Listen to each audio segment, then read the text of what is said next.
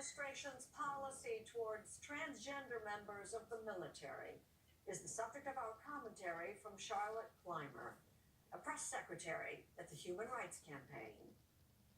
As a military veteran and proud transgender woman, Oh, the Trump administration's attempted ban on transgender people in the military hits home for me. It's personal. For over 3 years, I carried caskets in Arlington National Cemetery. I folded American flags for loved ones. I ceremoniously unloaded transfer cases of the remains of our fallen warriors in uniform, being carried home from Iraq and Afghanistan to Dover Air Force Base in Delaware. Every casket and transfer case I carried was covered by an American flag. Every single one. And that is all I remember about any of them. I never knew their race. I never knew their religion or education or birthplace. I didn't know their political party or who they voted for. I didn't know what music they liked or their guilty pleasure movie, or what they did with their friends on the last Saturday night in their hometown before shipping out to war. I'll never know the names of their parents and spouses and children.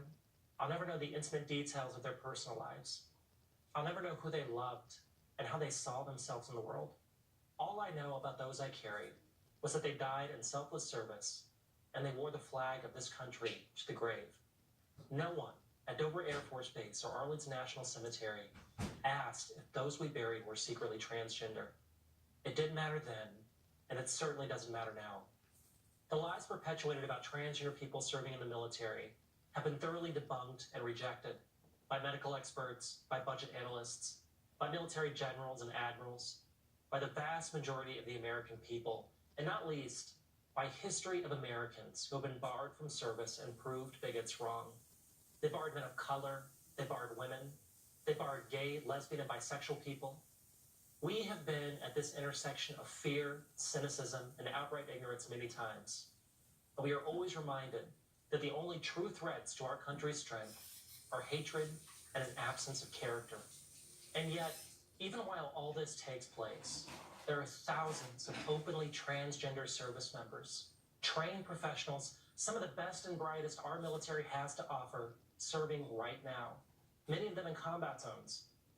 Despite the stress and anxiety from a commander-in-chief who has no faith in them, a commander-in-chief who himself never served a single day in uniform, they continue to meet the highest standards of excellence. Given all this, I have to ask my fellow Americans, is this what we want our beloved country to stand for? look at the sun worship. Dear fresh Brothers and sisters. Oh, no. Oh, no. This is all they push, man. 24/7.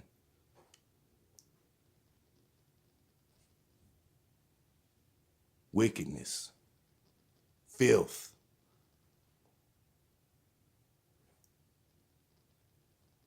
Quit it, man. This is Sodom and Gomorrah. Sodom and Gomorrah, man.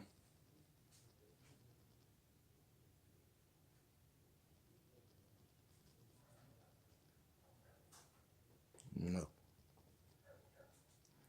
It's sad that they intertwine this transgender thing in this such of a victim. You know, transgenders are victims of hatred. What? Victims of hatred. Since when is sin a victim? You going around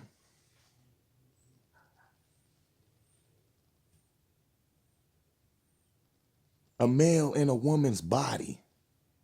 You know you're supposed to be a male, but you a victim because you want to be perceived as a woman? Huh?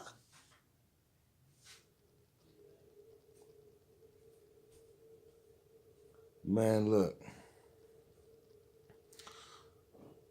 How does that work? So, you know, do you lose your rights as a transgender once you get convicted of a crime? Do you still keep that title then? Are you still a woman? Do you go with the women? Is there a jail for transgenders? I don't understand why shouldn't that should be brought up. Transgender jails. You know, since pet. everything is just out of older pocket and like that, suddenly stopped right? eating. Then we found Fresh Pet. But yeah, brothers and sisters, you know,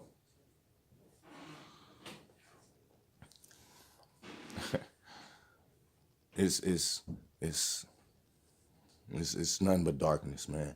That's all it is. But the light's coming. The light's coming soon, brothers and sisters. It's coming soon. The rightful order up under our Father in heaven through our Savior. So hang on, brothers and sisters. Hang on. Y'all stay prayerful and keep your lamps filled with light.